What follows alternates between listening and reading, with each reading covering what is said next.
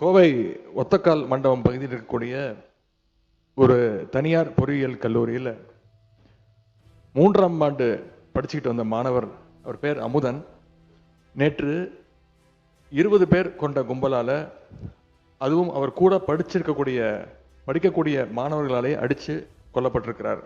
இதை ஏதோ ஒரு தனிநபர் சம்பவமாக நாம் பார்க்க முடியாது.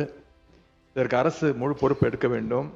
ஏன்னா வழக்கு விசாரணைக்காக மாணவர் அமுதனை நேற்று முன்தினம் கோவை செட்டிப்பாளையம் போலீசார் அவர்கள் காவல் நிலையத்திற்கு அழைச்சிட்டு வந்திருக்கிறாங்க, வர சொல்லியிருக்கிறாங்க. அப்போ மாணவர்கள் மத்தியில் போதைப் பொருள் விற்கிற சிலரை பற்றி அமுதன் கிட்ட காவல்துறையினர் விசாரிச்சிருக்கிறாங்க, தகவல் வாங்கியிருக்கிறாங்க. அந்த தகவலை ரகசியமாக வச்சு குற்றவாளிகளை பிடிச்சு போதைப் பொருள் வித்த நபர்களை அழைச்சு புகார் கொடுத்தவர் பற்றின தகவலை சொல்லியிருக்கிறாங்க. அந்த கோபத்தில் தான் மாணவர் அமுதனை அந்த கும்பல் அடித்து கொலை செஞ்சுட்டதா அமுதனுடைய பெற்றோர் ஊடகங்களில் பேட்டி கொடுத்துருக்குறாங்க. காவல்துறை ஏன் இவ்வளவு அலட்சியமாக நடந்துக்கிறதுன்னு இந்த அரசு ஒரு விளக்கம் கொடுக்கணும்.